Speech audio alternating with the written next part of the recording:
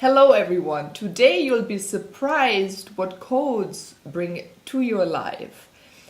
On the Sacred Expression show today, I have a very special guest, a woman that I connected with out of the blue, and we felt a strong connection right away. It's really an internet connection, but really, it's the web's connections. We like being built up so that we meet when the time is right.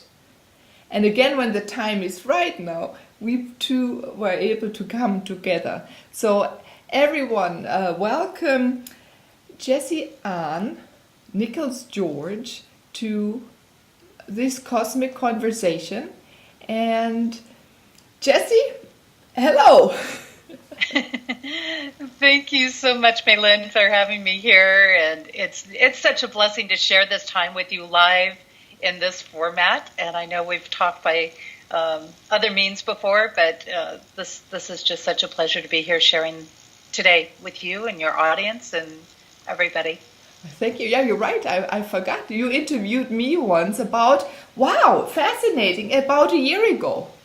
Yes. A similar time in the fall, I think was just the beginning of November, where we spoke for an hour and a half how the experiences we both have in life is working in these deep realms of the universe in a similar, unique way, but on the other way a little separate. Yeah, and that I think that was very interesting last year. For you it is through the codes. For me is translating the sacred sounds or singing the sacred sounds that want to be expressed.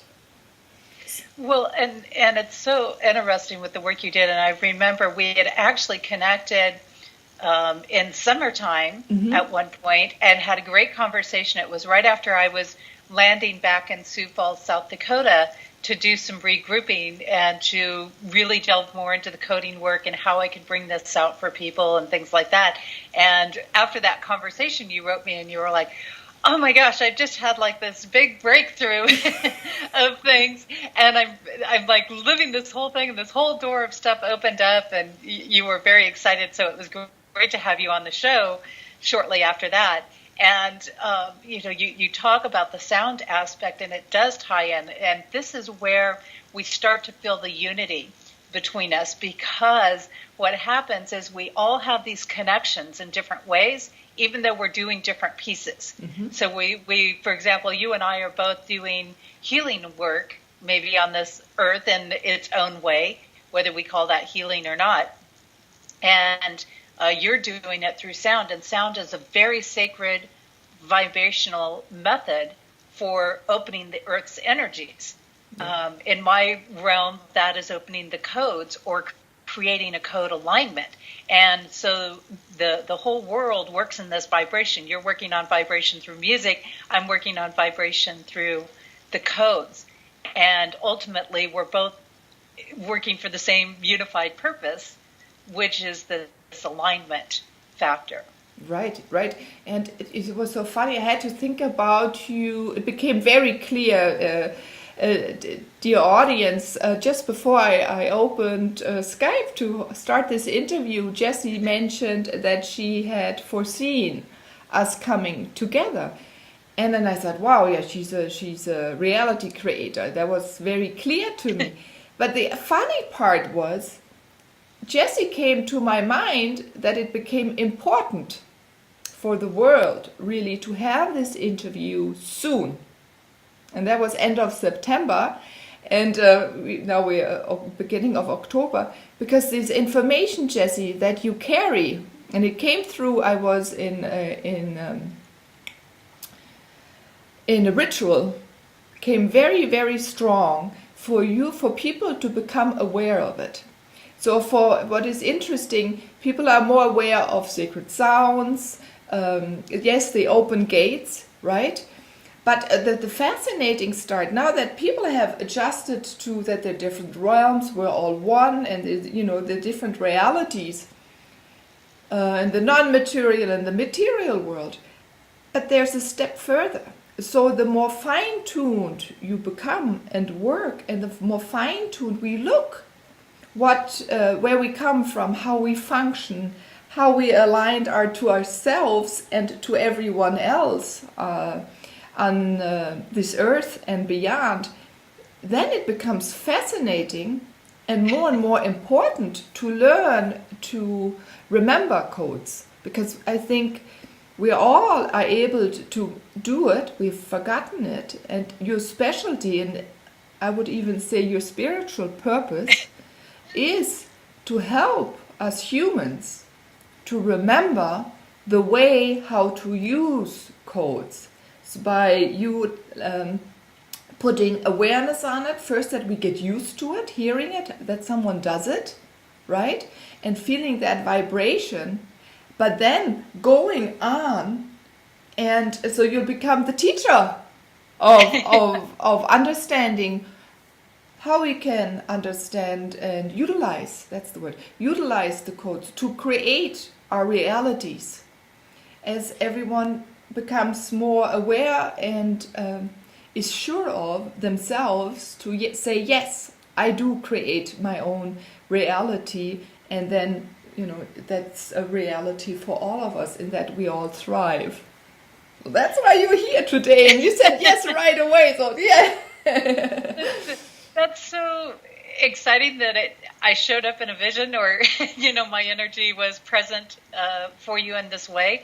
And just to kind of fill somebody in, because there's so many different pieces with what you just said, that the deja vus are like premonition, something that I've had all my life. Even as a small child, I would go to my parents and I would say, oh, okay, I just saw this. This just happened. I dreamed about this, or whatever. And oftentimes I'd wake up and think, oh, that's not possible. That's not going to happen, or things like that. Or I'd wake up and I'd be concerned, and my parents or family would say, oh, that's not possible. That's not going to happen. And then it would happen. And I remember one time vividly as a child, and I was home with my sister, and my parents were out, and I had this dream that a refinery had exploded not far from where we lived.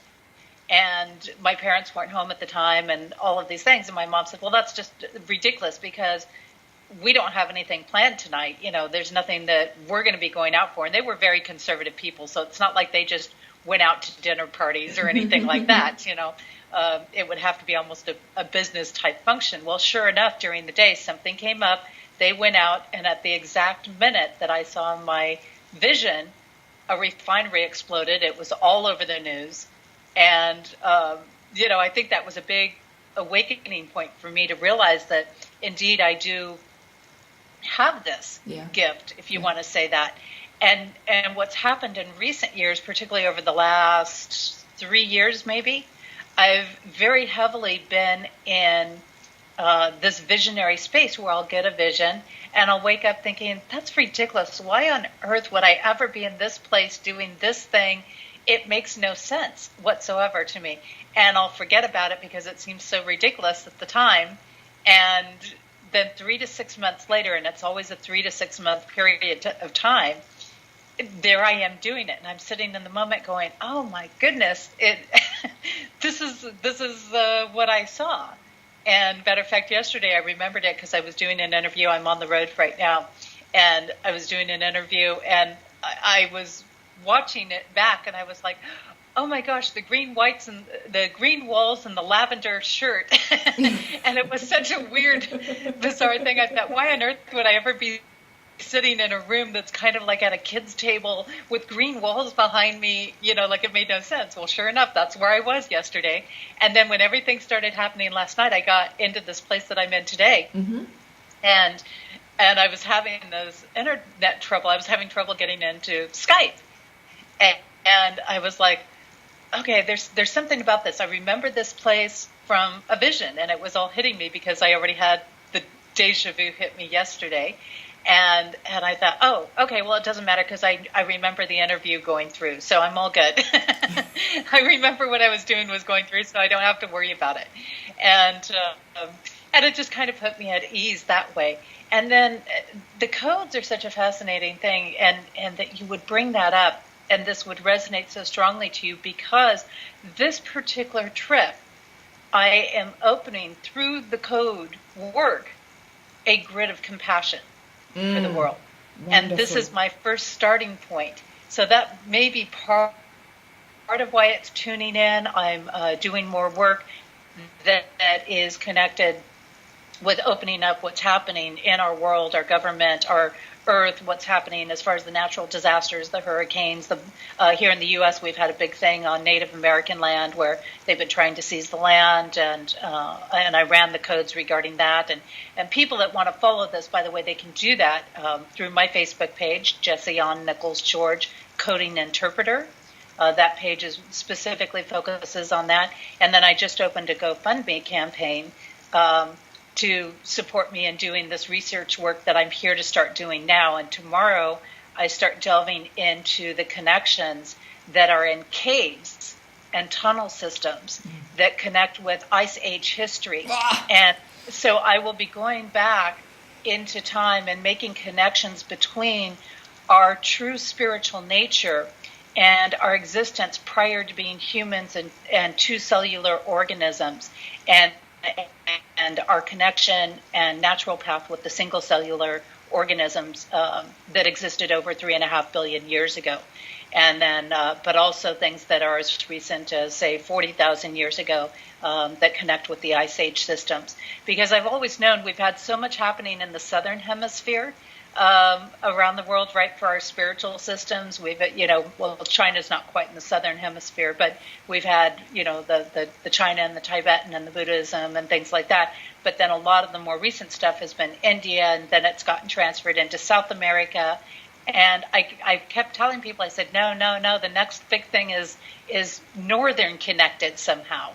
Yes. And so when this piece of the work started unfolding, I realized, okay, the northern piece is the Ice Age connections. It's the other openings that are coming through. So we're going to see more of the Northern Hemisphere with the Northern Lights. That's going to be another big connection I'm going to be bringing in. So this journey is really bringing me in right now. It's a powerful starting point of this journey with the code work, because I was doing a little bit of coaching with it, but I realized that even a lot of coaches were struggling with how to implement this a little bit.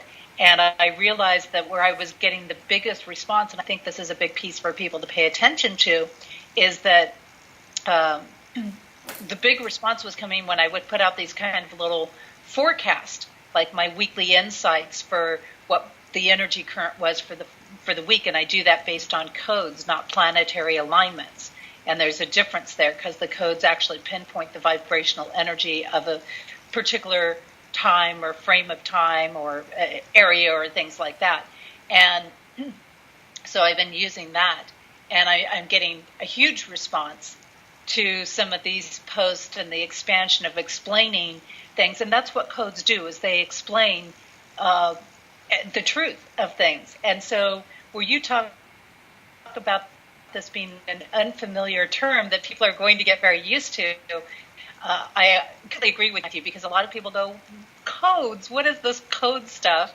And yet at the same time, when I start to explain things through codes, they can feel it all the way through their body, through their whole cells, really everything, cool. That what I'm saying is the truth. So it's really the moment that's arising, and is to find the core of the word, or really I call it, our essence, our assemblage point, or whatever, but our existence, the start of our existence. And we are 14 billion years old, right? Like everything in this world. And that's why with the codes, why this is important, you go to, we still are moving forward, we still are expanding, and we're being pushed by the wind. So everything is expanding, and to go with that time, there was something really interesting. Now yesterday I was listening again to a lecture. It was not a lecture, a story. It's called the Brock Saga, and it is about the pronunciation, or the sacred languages. That's something I'm really fascinated to write, because words become the code. The sounds of the words become a code. Sounds represent our environment that is around us, or has been, or why certain languages developed, right, in certain areas of the world. And why I believe so strongly that it is the North is we're finding the new. It's not a starting point. It's a new verge of where things started out. And even he explained so beautifully the two Finnish languages that they spoke, how they developed the English language. And so many words are very German. I said, yeah, no wonder. I knew English languages was with the Germans, the Germanic stem, right? But only to a certain part. But Germanic stem were the tribes that lived up north of Germany. You know, we had many different other tribes. They're all, like, if you look at the Alemann, that's close where the French are, Tedeschi, where the Italians is. So you see it's very regional. Also the languages, the dialects that were spoken. And there were so many things, and I always thought, many years ago, 12 years ago, when I came back to Germany, there was a reason why to come here. There's a certain wisdom, knowledge that is arising. I even believe it's arising, and we're remembering out of the oceans, the sunken lands. There's the connection, you were speaking about the caves. So many things are happening here in the Alps. I had just recently Anna Larai speaking here. She has to come all the way from Canada to the mountains here to teach and to channel the alchemy consciousness. And she also only spoke, the beings that came spoke about caves and the importance. Now I'm sitting in Germany, and then in Ecuador these caves are rising up, bringing old knowledge. And what is happening, there is a new way of, that's what I believe, there's a new way of, new, but really it's an old, but there's a new understanding. So in a way it's turning around everything we've learned in school, yeah? It is looking at a different thing, how people moved around this world, on this world, and how the water and the continents move. And even on that, when I'm speaking about in Ecuador, you know, they showed, I don't know how old it is, it's older than the Egyptians. But they showed the continents, how they were lying on a stone and connecting all the way to you know, northern parts of Scotland. And even there's movements. And what is there? Yes, it's Atlantis. It's huge. And all these things are coming up now. And I find this so interesting. This is really this old knowledge rising up. And more of us are remembering that, Jessie Ann. And I, if you give me the permission, I would love to speak about, you know, everyone, I met her as Jessie Ann, but now it's Jessie Ann. And it is very logic for me in that moment. Yes, no, now it's the time to speak and name ourselves in the tones, in the sacred sounds of our spiritual existence as the light being that we are. And not in turning ourselves around and being something different.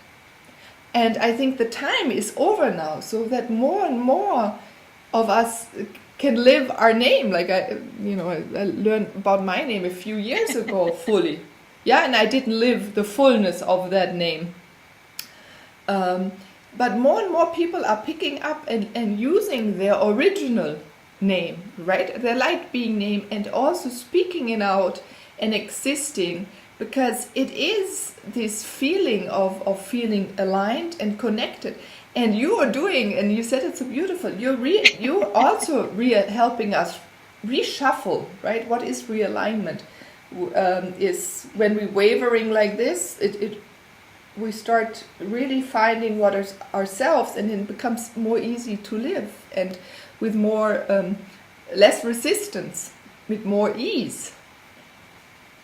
it's again, you're bringing up so many different pieces that are amazing. About a year and a half ago, I did an interview with a guy named Steven, and we talked about the whole Norse aspect and the Norse influence coming in. And this is, as you said, much, much older, actually, than many of the other cultures that people have been focused on. And what makes this power or this energy so strong that's coming out is because they're not worried about having to share it with the whole world. They live the power, they're in the power, and they know it, and they know that power of you don't have to go and blab it all over the place. But it's also a reason, if you notice, we've had a lot more TV shows that have started focusing on the Norse culture, Vikings, and these various shows that have been coming up. So the timing is happening for that to come out. You also mentioned the waterways, and the waterways are a huge piece to the work I'm doing. And these underground systems and the connections to the ancient cultures and other planetary solar star systems and things that people feel connected to, be that Lyra or Atlantis or Lemuria or wherever it is. And absolutely, words are something that I use as a launching point a lot of times. I use over 50 different systems and tools and practices in the work that I do. But not to mention family history that is there. I have a huge family history, at least 13 generations on both sides of the family. One side is spiritual advisors and healers, and the other side of the family is more of what we call druidic energy, which is that Norse energy, and it's working with the elements and the seasons and the natural cycles of the year, and just nature in general, plants and everything. And so in this whole journey of things, words are a launching point, and words aren't just words. As you say, they're vibrations. And then when we verbalize that and we add the sound, we're magnifying, we're creating a congruent or a contradictory aspect in there for that vibration that then gets sent out. And as we know, if we have more than one thing, or we have things that are incongruent, say you have two people talking totally different conversations at you, one's trying to talk spiritual and one's trying to talk, a work schedule to you, your mind splits and you automatically pull out of spiritual alignment, you automatically pull out of connection and you go into chaos. And yet, if they're both talking the same thing and they're sharing their time together, and this person talks and then this person talks and this person talks and this person talks, now we have focus. Now we have singular energy pattern that is congruent. So when we look at these different words and these different pieces and these different components, what we're doing is bringing in this congruency. We're removing the conflict. To put it in maybe a really basic term for people or concept for people, it would be, let's say you're living in a place and the furniture that you have in the place is really uncomfortable. You don't like the way it feels when you sit on it, or the way the bed is when you sleep on it, and you can't sleep well. And every time you look around, it reminds you of some ex in your life that all you did was argue with and was really abusive to you. And you just don't like what you have there. And it's creating chaos, and it's creating irritation and stress and things like that for you.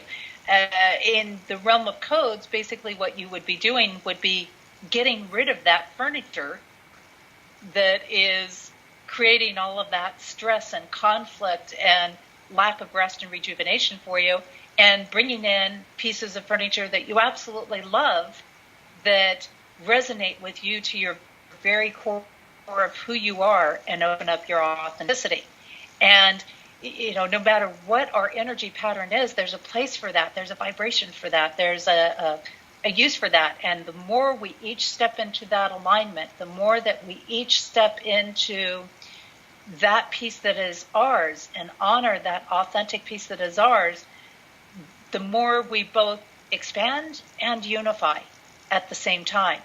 And that ties in with that singular cell principle, that the singular cell is in such surrender because it is doing nothing but being its authentic self. It's not worrying about anything. We oftentimes get wrapped up in our ego thinking, oh, we're so evolved because we can think, because we have this. And I have people justify that to me, although I said, no, the single cellular way of lifestyle, and this is part of what I will be showing and bringing out more as I do my explorations and events around the world, which hopefully as the funding comes through, I'll be able to open those spaces up. I can do it on a very minimal amount. But what it will do is make that connection to show that, because at the root of most belief systems or spiritual practices is the principles of how the single cell organism lives. So it's a stillness, it's a surrender, it's an acceptance, it's a focus on self and how, being aware of ourselves in a way that we know how to respond. So it's going to be a very interesting journey for anybody who wants to be a part of this, so to say, with me. I bet. And I think it is moving through nature. Yeah, it is. We use, I would say, it's a natural state, right? So you're explaining people's or beings' natural state, where we are just as you are living totally. Everyone, we were joking about this because the lighting, and then I said, no, it doesn't matter. We are who we are. Doesn't matter. We don't let ourselves be influenced by the outside world. When two people come together because we're supposed to be together, it will function, and people will not mind because we're past this judgment, because we're compassion. We see it's about the bigger picture, and I invite everyone who's watching this, think about the bigger picture, and then when you see how big everything is, then see yourself at the same time as this big being, this perfect, beautiful being. Then we don't have to worry so much. I can be all these beautiful things that Jessie Ann just spoke about, right? We let go of judgment. We're compassionate for everything around us, every situation, and every action we are on. And then this action, we're able to, it falls off. Everything, you said so beautifully, things fall off. We don't need it in our life. Or, I noticed my white doesn't work, everyone, so this is my purple heart. I'm testing colors. It's not this, it's a little lighter color. This wall behind me it's more pink, because that is now arising out of me, right? And so we let go of these different things. And what we take in anew, Jessie Ann, I think what is so fascinating, it's first of all, it's less. Yeah, we're more comfortable with less. Also in people, we're more comfortable if it's more simplicity. And simplicity, I think, is when there is clarity in people. And in clarity, and there comes a small little note from my son, what is going on? When we have this simplicity and this clarity, we live aligned, and that's it. There's nothing else. And you're going to bring people to that. So, yay! So I'm going to find a group for you whenever you come to Germany that can experience this beauty. Because everyone, I've read, not every week, but when I read, most of the time they were very dead on the forecast that Jessie Ann created. Or maybe it was the day when I was supposed to read it. That's the other thing. When do we open things? Yeah. And you're right on. And I think I encourage everyone and to feel into it. And I think you're encouraging with this for people to explore even more, and themselves to let go of all the things they don't need, and to bring in, as you said, with furniture or an ex, or so that you can feel over there. We can feel comfortable and don't have to feel so tight and don't feel anymore, but that we can expand, become loose and soft, and can feel. And then what we feel, supposed to be beautiful and nice. So thank you, Anne. Keep on moving forward. Well, and it is so exciting because I get a lot of feedback from people on like the weekly insights and things like that, and they say this is just so spot on. Or when I'm making a post, maybe from my book quotes or things like that, and talking about those, and people will say, "Wow, I never thought about it in that light or in that perception of things." And I think that's a lot of what I do too is awaken it. And when I bring something, I don't just say, okay, here's what's going to happen to you this week. When I write these things, it's about here's the flow of the energy of the week, and here's the opportunities it's giving us, and here's where we can focus our energy to move through this, and here's the doors we can open, and here's what we can do with these different pieces. So I think that, certainly that is a big piece. And there is a lot less weight. And we create a lot of weight on this earth, which is why we see a lot of the challenges in the seasons and the weathers and the natural disasters and things coming up, because we're not operating with this responsibility. We are focusing so much on what's outside of ourselves instead of focusing on us. I mean, we really don't have to worry about anybody but us. And that's part of the simplifying process and journey. And I would love to fill people in a little bit. Go ahead, yeah. Also on my on both the Coding Interpreter page and on Facebook and my GoFundMe campaign, I just put a post up a couple of days ago explaining and giving an example of how codes work, and I did it on the codes of codes. Wow. And, the term codes, and showing how this is bringing light and truth into the world and making that connection. And I think that's the big piece, is that connection piece for a lot of people, because they intellectually conceptualize something, but then they don't always know how to move that into a physical action, how to move that into their life and not just have it be this nice concept in the world.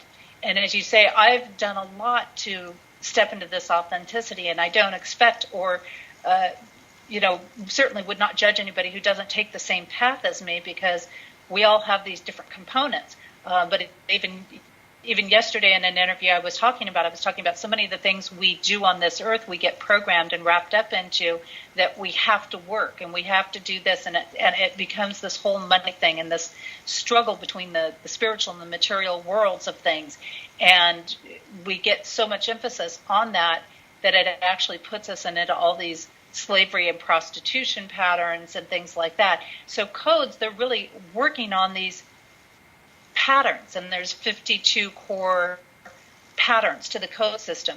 And you talk about the changes I've made. Yes, I recently legally changed my name from Jessie An Nichols George to Jessie An Nichols George. Literally dropped one letter off of my name.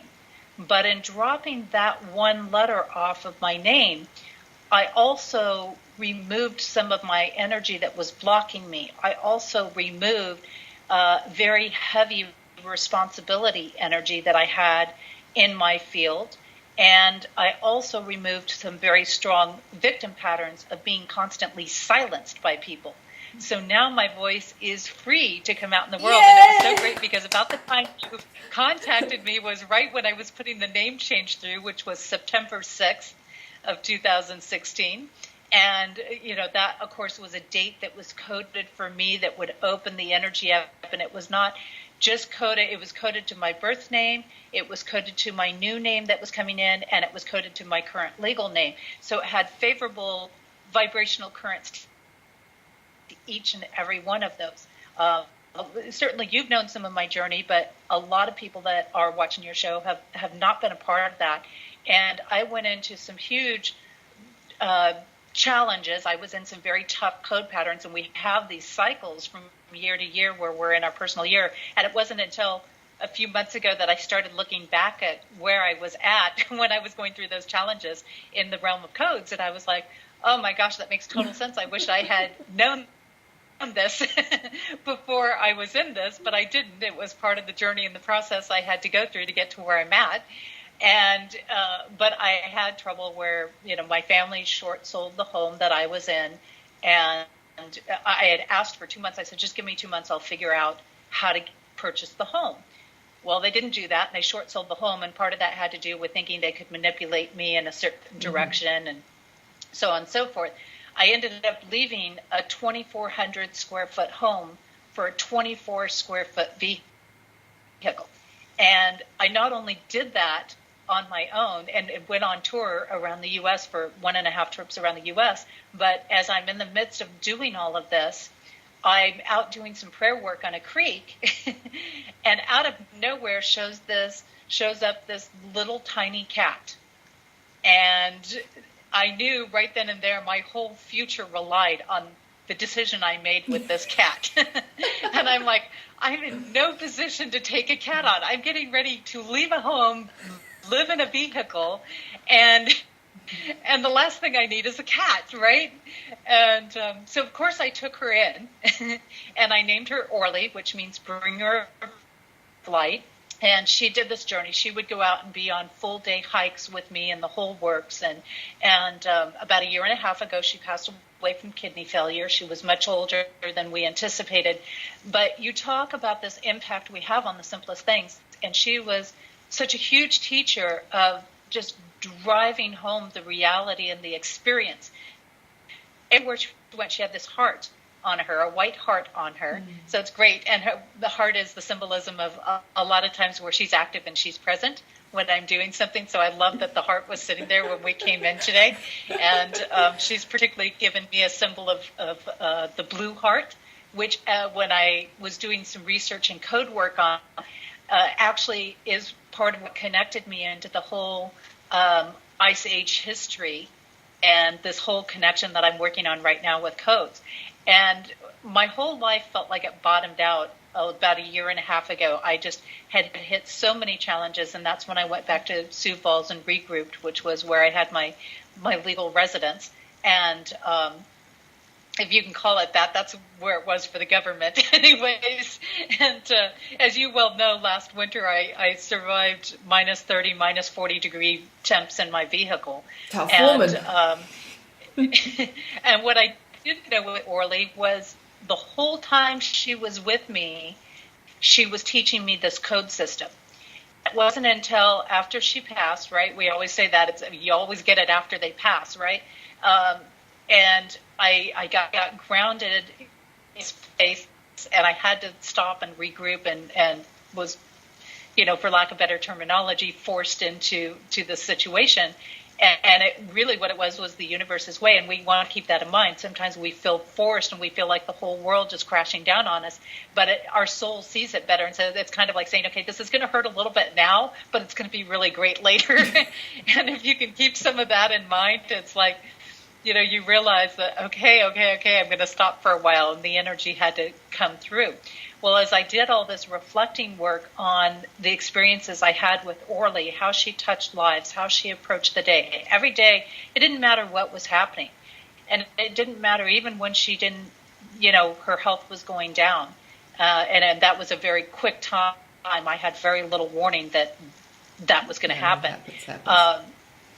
She would just greet the day with this amazing enthusiasm and just be like, okay, what are we going to do today? And it was incredible. And she would end the evening so softly and so lovingly.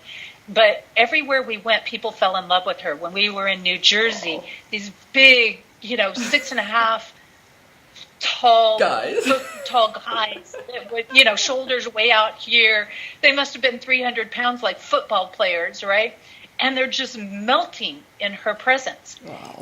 This is a cat literally would not put a paw on an ant. Something could walk right by her face. She wouldn't touch it. The fly would be here on her nose. She wouldn't touch it. Yeah. It was amazing. She would not hurt any life form whatsoever. And she lived with this presence. She lived in that authenticity. And people just melted around her, and they felt it. And the more I've implemented that, the more I've been getting that same experience from people. as I continued to step further and further into this path. And she had standing reservations at restaurants in New Jersey from the guys that just fell in love with her. They're like, you bring that cat back anytime. She has a table, so she's got like tables there, right? And it was hilarious. We would go through California, and the biker gangs would come through certain areas that we were. She never lunched around them, never around the noise of the motorcycle. She would just sit there and be there, and the guys would stop. They'd take off their helmets, and they're like, no, guys, you gotta wait, I gotta get a picture with the cat. And they're like, this is the coolest cat ever, I have to get a picture with the cat. And they would. Here's these big, these biker dudes with all their biker gear on, and they had to stop and take a picture with the cat.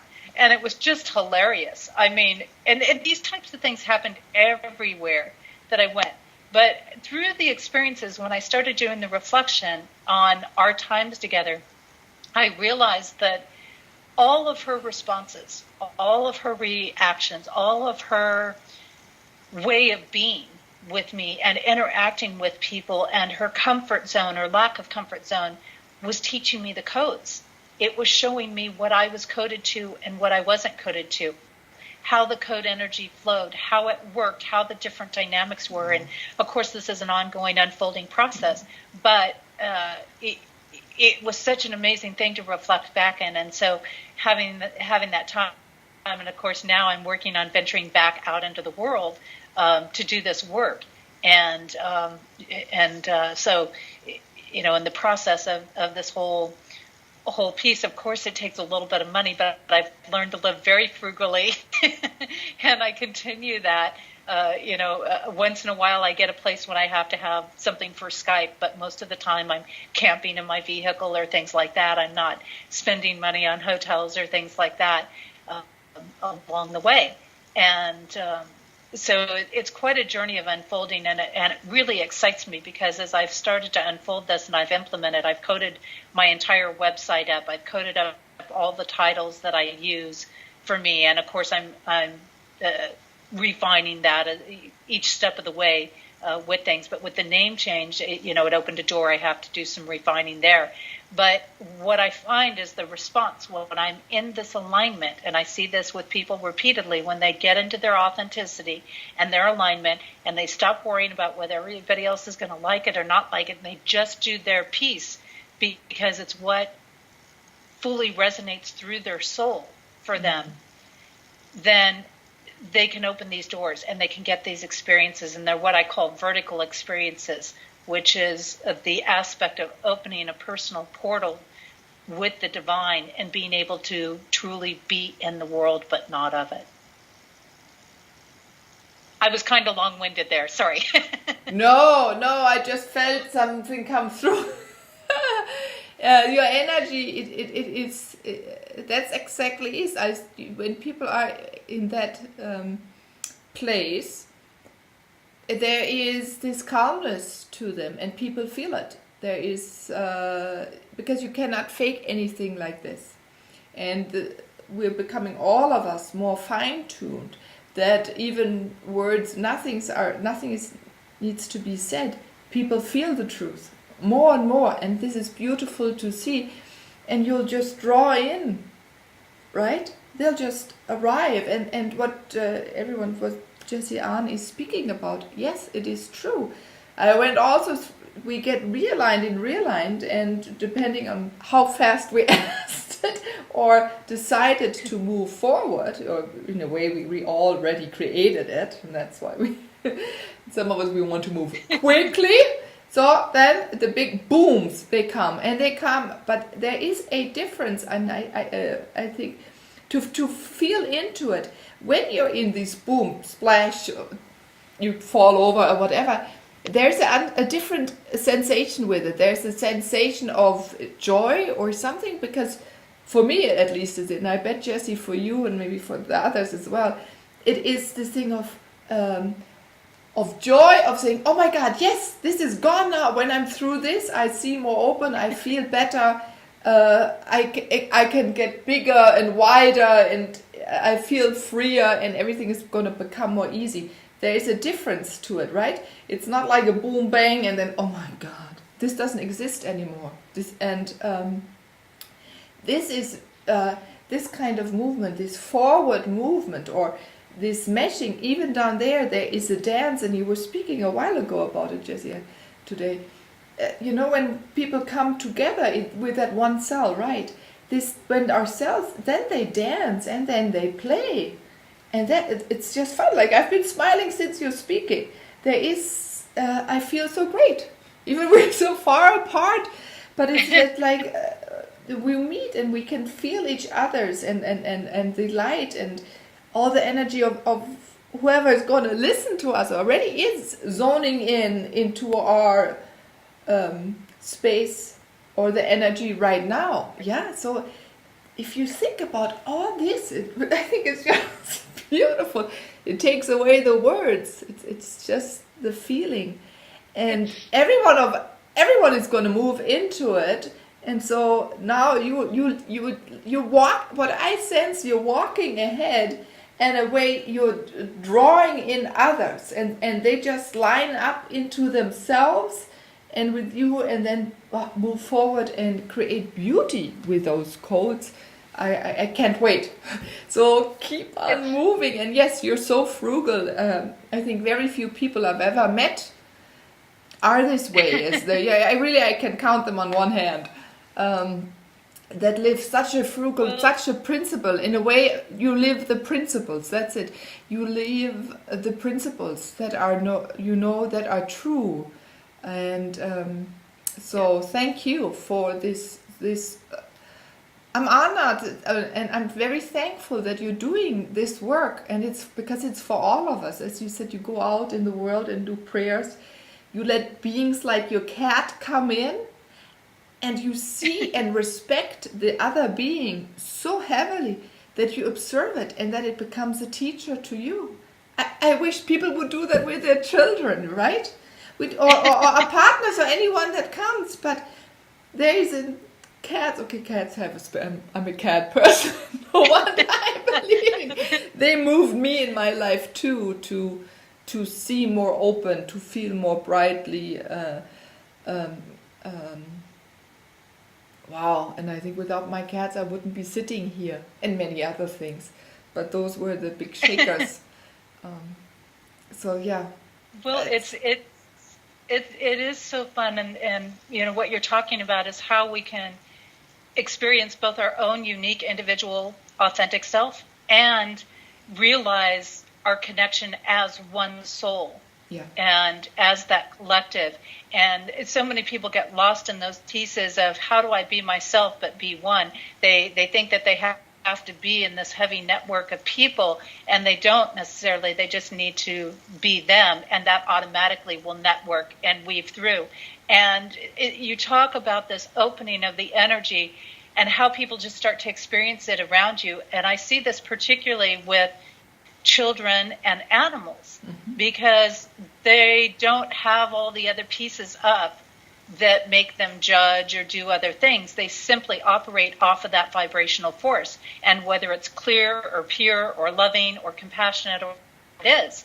And I have a particular affinity with the rainbow children to start with, but where they're coming into this world, and I'm frequently out places now, and children will just turn and look at me, and they get this big smile and just start giggling and laughing, and because they feel the energy. Yeah. They get it.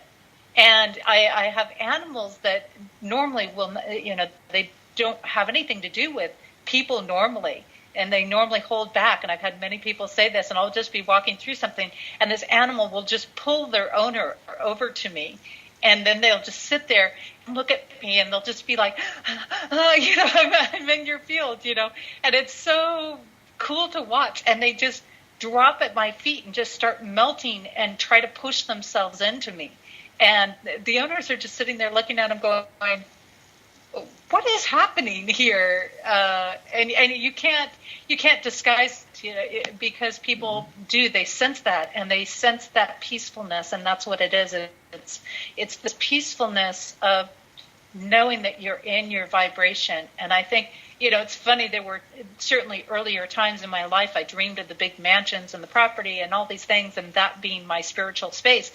But the more that I have stepped into the path, even though I live a frugal life, to me, by no means am I suffering. I have so much more to work with than some people out there. Yeah. And it becomes a choice. And I think that this is a big thing for people who are on their spiritual path, because I hear it repeatedly from people. Well, we shouldn't have to work for free. We shouldn't have to suffer in these things. And it's like, who's suffering? Because when you start to understand the truth, you sincerely don't want these things that you're chasing after that are strictly material things that you're not taking with you after you step off this planet. They have no relevance in the spiritual world whatsoever.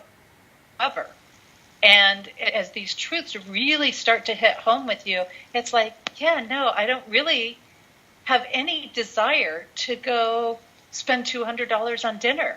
That's not where I want to spend my money. I would much rather spend my money getting to the next cave and doing my exploring there and getting into these ice structures and different things like that. I'd much rather put the money there.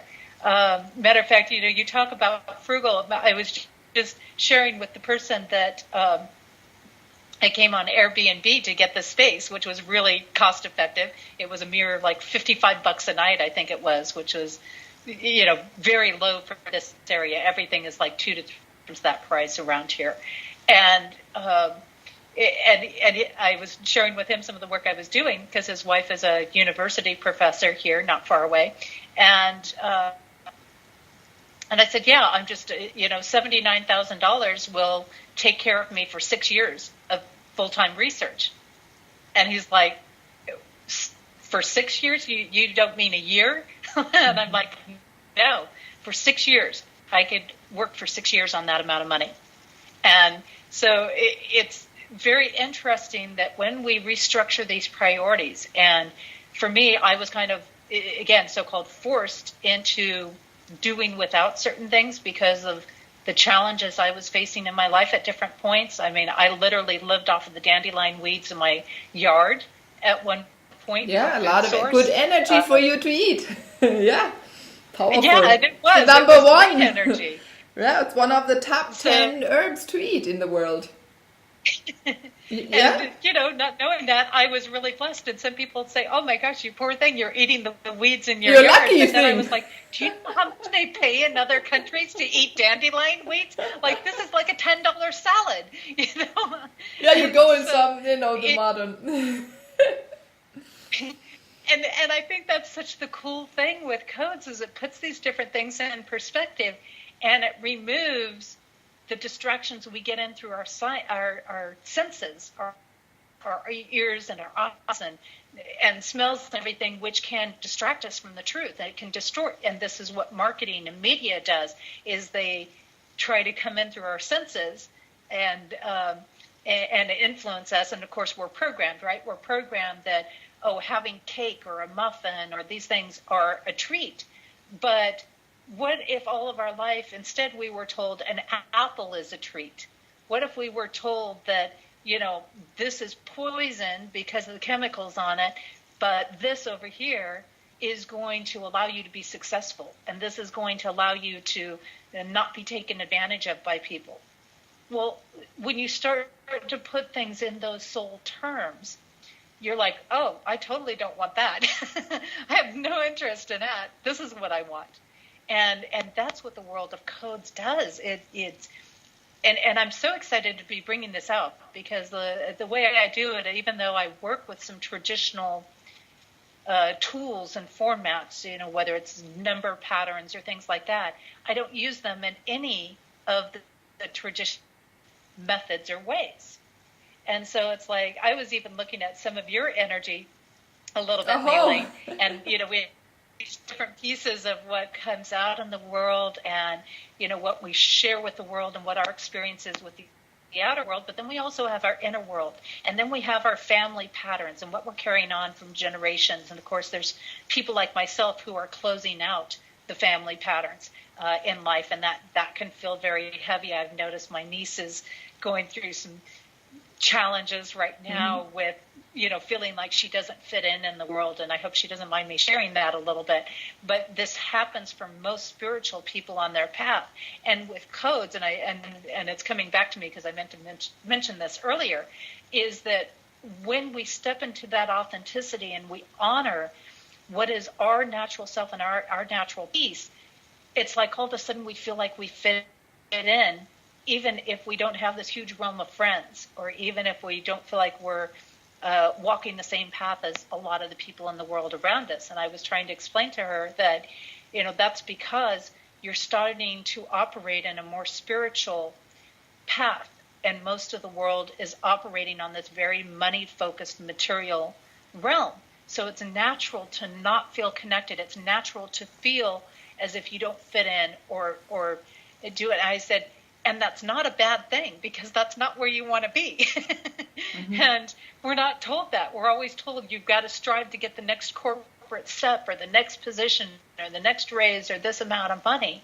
We're really, there's very few people that are really groomed in a way that says, follow what's in your heart, do what's going to make you happy, no matter what that lifestyle is. And if that lifestyle for you is, being on foot doing mission work, that's your lifestyle. If your lifestyle is being in a big giant mansion where you can be in the political, that's your lifestyle. Each thing has its place, if you want to say that. And even the things that we love to hate, so to say, have their value. They're doing some important roles. Maybe we don't like the way that people are choosing to do it, or the control or the manipulation that they're using to do things, but those are still things that need to happen in a way. For example, we might not like the fact that the elite are taking the control and the power in their hands to do population control. But the reality of it is we're not monitoring it ourselves. And therefore, somebody's going to take it into their hands to do it. And their coding is maybe a certain way to do it. That their coding is such that they have to bring this responsibility piece or whatever it is in. They have to balance things. And so, they're serving really a sole purpose in there, but they're doing it in a manner that maybe it isn't appropriate. But if we all, for example, stopped overpopulating the earth and stopped operating in greed and excessive use of resources, doesn't mean that you can't have a few pleasures in life or anything like that, but just stop the excessiveness, then they would balance out as well, because they wouldn't have the need to lay that heavy control to sustain things here. So in essence, as much as they are operating in greed and excess, they're also operating in sustainability. They're just not doing it in a way we like it, or that maybe is a compassionate way, let's say, to do things. So I think these are some of the pieces, but you have a beautiful piece in your energy code patterns that is the outer world piece that is really about helping people achieve true successes. And I sometimes struggle with some of those terms because, they always kind of weigh back into that judgment piece a little bit. But we have to have some way to communicate here on the earth a little bit. And so those successes being maybe stepping into our authenticity, or bringing that alignment through music, through sound, through vibration, through tones. And you have a way of helping people get there. You have a natural ability to shine in the world and to open these pieces, and people see you that way. I think they oftentimes look to you to lead and to guide them. And so let's say you didn't know that before, but now you know that, and you realize, oh, okay, even if I sit in the back of the room, people are going to turn around and look at me and expect me to make a decision in this process. But it also makes you realize that while I'm deciding for myself, I also am deciding for the whole of the good, in the sense when I'm leading, I want to be a true leader, not a dictator, not somebody who's making decisions for everybody else, but who is guiding them to their own wholeness, and offering the opportunities for that. And I think that many, many people see you as that. Wow. Yeah, but you know, thank you very much for saying that, and it's true. And I'm stepping more and more into this. So I've experienced it over and over, and now you speaking it once more, each time I hear it, it helps me to take more responsibility for myself. And this responsibility of leading, of giving the information, and how I give the information to people, but also how I live my life in that I'm responsible, because everything I do is Meilin, right? I want to emphasize and make it even prettier. Yeah, the light, that's what's true. I want to make my light even prettier, even shinier, even brighter.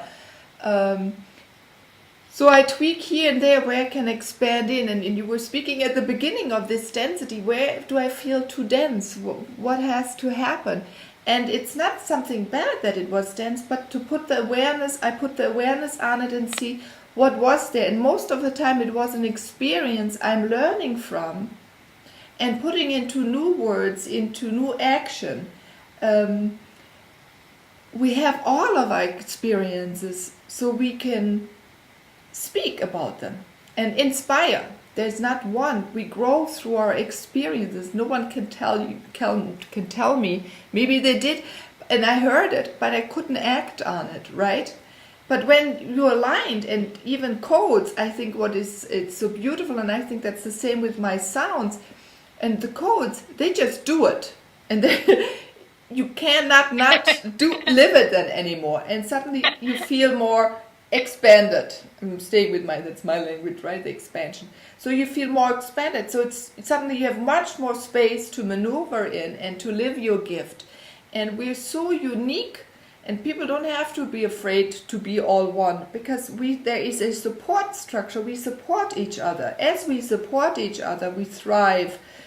And everyone has their little or big, vast. Everyone has the uniqueness where they're really good at, right? I've spent hours and hours of singing and whatever, channeling and opening up and figuring out I can do it more often. You in codes, and now you're going to go in all these caves and ice structures. So, but everything you learn, you can give on to me. I don't have to relearn. I don't have to go into the caves. And I think that's what is nice to see, that we add up, and there's a lifting that happens of helping each other open up and get to live our spiritual purpose. So you said success. What is success? And in recent times I have asked people, look further behind. What do words really mean? Where do they come from? When were they used? In what cultures were they used? Rooted. What is the root word? And even there we have to look even further than what's written in some books. We have to feel it. Because success at the end, I think what it is, Jessie Ann, it is living a spiritual purpose. And remembering that. And when we do that, everything you spoke about today is going to fall into peace, and then and we're going to get there. That's my big belief. I'm the biggest optimist, idealist since I'm a little girl. I just spoke with my parents, and they said, you were always this way. Maybe, yes, I closed in between and stayed quiet, or when I had this accident with the boulder, I stayed quiet again. But then there comes this phase again. So thank you for saying that. That even encourages me now to go and move more out and to be the leader and to open people up to their life. And for you have in your codes a course purpose. And as you said, I remember when I was sharing some of the code things with you when we first connected, and you were like, oh my gosh, this is just so direct to the point. It's like there's no wiggle room in here, in a sense, and it's so free and it's so opening for us, because we can get focused and expansive. We are humble, and yet we are realizing the magnificence of what we are and a part of, and all of these pieces.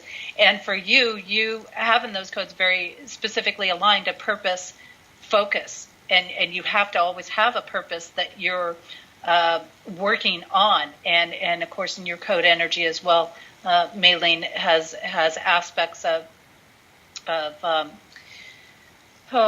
what do I want to say?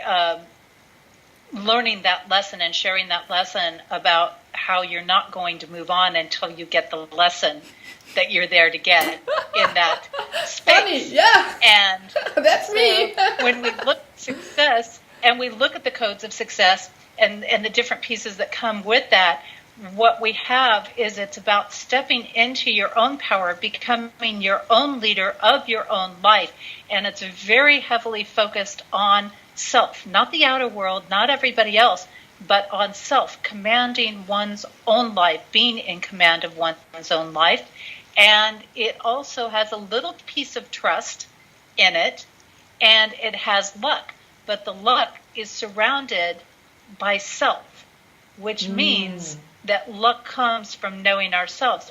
It comes from the internal, and the external is going to respond to that. So we start internal, we then get the external results, and then it comes back internal again to see how it applies to us personally. So it's like we get the comprehension, then we get to see it in our world, be it an experience or through somebody or whatever that is, and then we bring it back in and we see how that applies to us again. It's so funny. I have to just say, this morning I went to Nuremberg and I met fascinating people. I went to a group I had not been to before. I was invited, and I was sitting on the way back. I said, "Good thing I came. Good thing I moved forward with things that I need to go and show myself in my area here more and more, and speak about and tell people about what I do, and to be courageous to meet new people. Not that I'm not courageous to meeting people, but to take those actions, break my own pattern, and to become curious." And I said, otherwise, because I already feel the luck, what is coming out of meeting some of these women today, and I was sitting there like, wow, good that I'm really listening to myself. Yeah, and exactly that. I listen to myself, then the luck can happen. Then the luck, or what I call it also, then the surrounding can adjust. If we stay dense, there's no way it can come into, right? So if we loosen up, it can start playing, intermingle, moving into our energy field, and then the dance can start. Mm-hmm. Yeah. And we have that parallel too, that the strength gets developed from that within place, and that's where we develop our own personal strength, and a lot of success is about that. It's not about how much money you're making or the title or things like that. It's about the personal strength that you're developing. And so you have to start off knowing yourself, and then you can take that and share that with the outer world, share that with other people, get the reflection back, get more insight, more information in that interaction about yourself, and then you can take that back and go, okay, I trust that I got this information for a reason. What am I going to do with it? And then again delve into self. How is this more of me? How is what I experienced something I need to know about or work on? Or how does that propel me to the next space? So for people who don't have a lot of people contact, I go in and out of phases because sometimes I'm doing a lot of speaking during certain periods and I'm traveling, so I have higher people contact. But then I have other times where I don't have a lot of people contact. And so my outer world experience comes through my dreams and my visions and through my astral travel states and things like that. And I get the insights and I bring it back. I wake the next morning, go, bam, that's exactly what I'm supposed to do. Okay. And it was kind of like that with the whole caves. I had been on a journey and I had seen myself in these travels, and Angel Ariel came to me and, in that dimension I was in, kind of a human shaped form, and said, you need to go here and you need to go there. And I was like, oh, okay, because I was really feeling this. And then as I woke up the next morning, I was like, wow, this is huge stuff. This is, this is going to be an incredible journey. And I'm like, yes, I feel really driven. And I sat and reflected with it back in myself and said, how does this fit with me? How am I going to break these barriers? And even when I set up starting to restructure the work again, it's like, do I really want to sit on the computer around this technology, which is not resonating and not an energy I necessarily want to feed on this massive level? No, I would rather, my forte is in sharing the information. My forte is being out in the world. So it was like, okay, well, there has to be a way to support that. And I thought to myself, stop and pay attention. Pay attention to what people are responding to when I'm posting. Pay attention to this feedback, because it's all there if I really look and listen. And so I said, okay, this is it. So I thought, I realized that people will pay me through my campaign. They'll donate that way, and that will support me in my ventures. And I might not have been able to do that under the old name change or the old name energy, but I can do that under this energy. Yes, you can. Current. Yes, you can. So it's opened up a whole new dimension that allows me to be able to connect in this bigger way through that name change. And so, yeah, it comes back around, and I realize this is a journey I have to take, and it resonated with so much truth within me, Meilin. And as I ran the cave energy and the Ice Age energy and all this stuff, I'm like, I'm totally coded to this. I get it. And all these pieces just kept connecting, and it was that aspect of, okay, well, one way or another, I'm going to find a way to do this, no matter what. Yes. And I don't know how. I don't just have to then trust that you just start step by walking. I say we just stop walking, and I think that's the biggest tip I think I can give. Start walking. Yeah. And maybe you take pauses, that's okay. Then keep on walking when you feel like it. If it feels easy, walk. If you feel condensed, just stop and wait. And then suddenly you get the input, you start moving again. And so people have time that's surrounding to find you, right? Because you have to send in a way out the message, and others have to adjust to it and also fine tune. And sometimes it's sometimes very fast. Depends how we dictate it, but sometimes it's the others we have to wait for. We can, so because then and it's the big tame. And maybe when you've been through something, maybe you can only take a couple of steps right now, but maybe in a month or something you're walking a block, and in another month you're able to walk a mile, and this sort of thing. And that's kind of the same journey. The journey that I'm on now, I said, okay, where can I start? Where's my first starting point?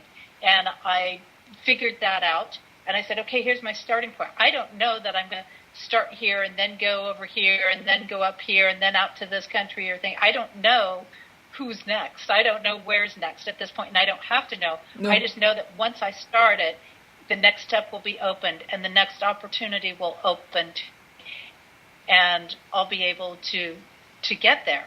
And that's the piece, as you're saying, just take the first step, because if you knew everything, I oftentimes ask to be shown where am I going to be in 3 months or 6 months or things like that. Take the fun away. And they still don't give me all the details, and sometimes it's like I get a blank thing and I'm like, oh no, there's something they really don't want me to know.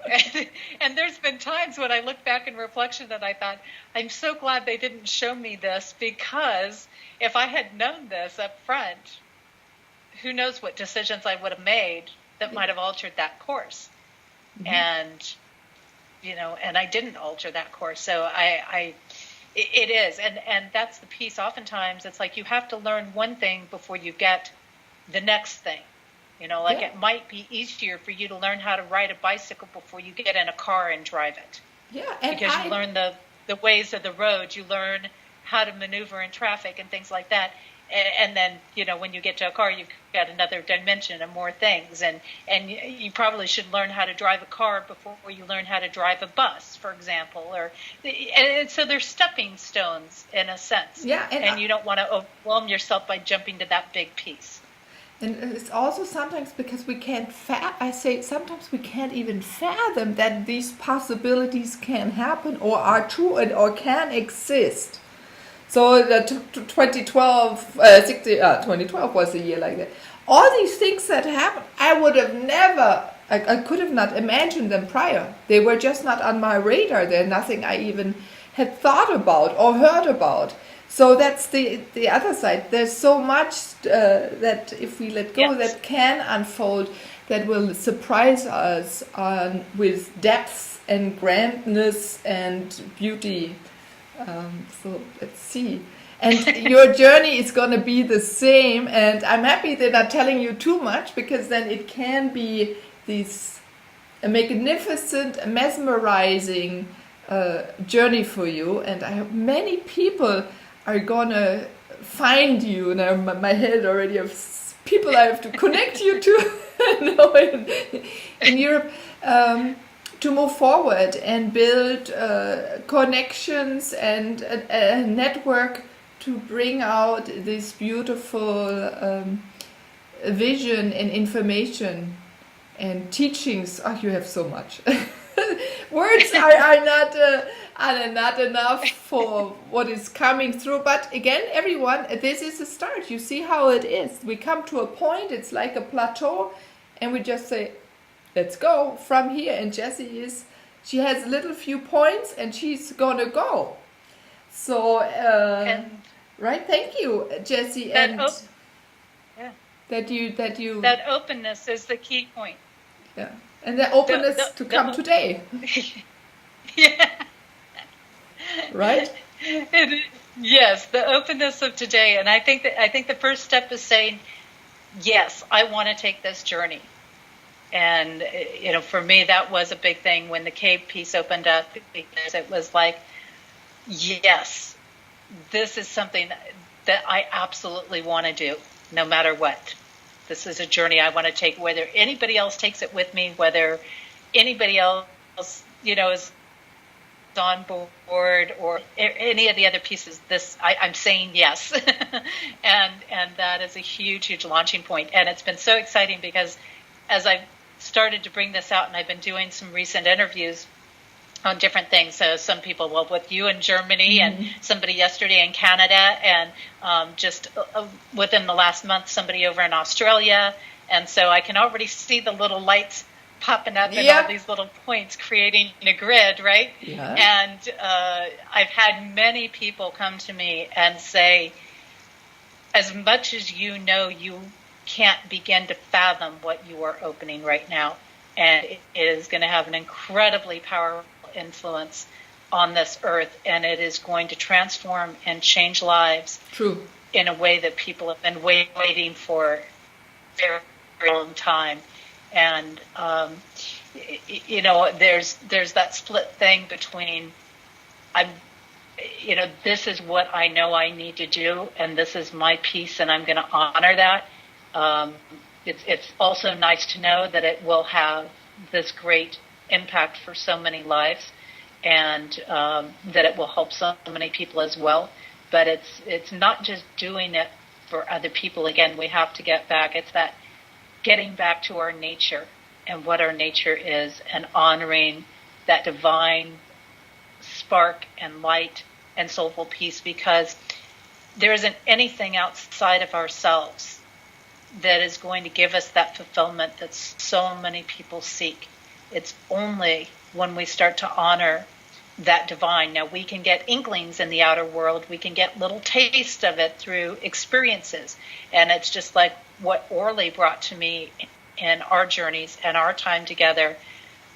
She brought a memory, a spark. And it's like when you taste the sweetest nectar of honey, you don't want anything that's refined and processed and chemically based, because your taste buds won't do it anymore. Mm-hmm.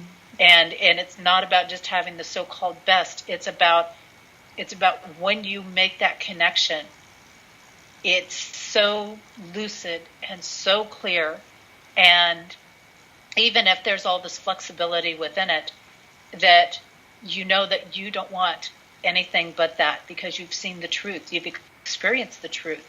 You've experienced the true core nature. And like with her, experiencing that level of love, that energy vibration, I don't want to be anyplace else. Mm-hmm. Right. there's a tone, or I think it's going to be words. Want to to lift those your words even further. Kasan lang ne na hem bakasan na inda he na sundata la ma sundata heken tilanda sundai ahabahelda sunda dai laka sunyana malana na sla nende da da da da da da da da da.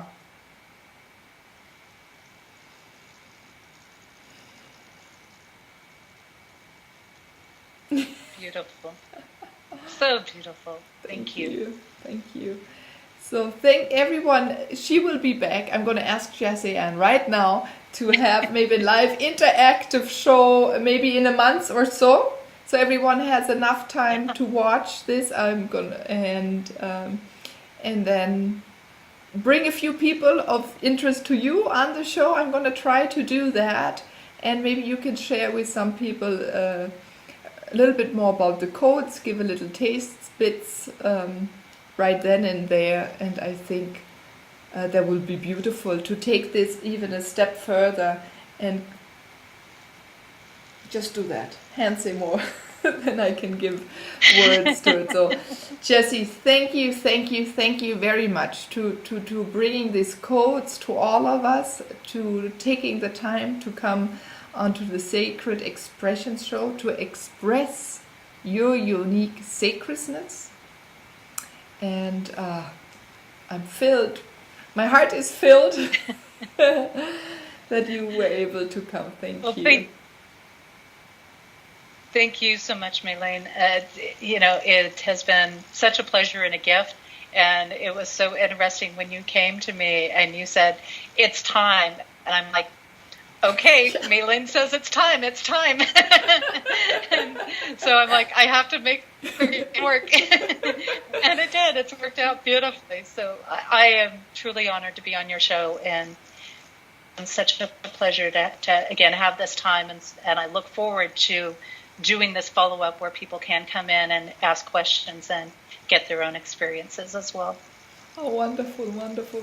Thank you, and goodbye to everyone, and we'll see you all at the Q&A show then later.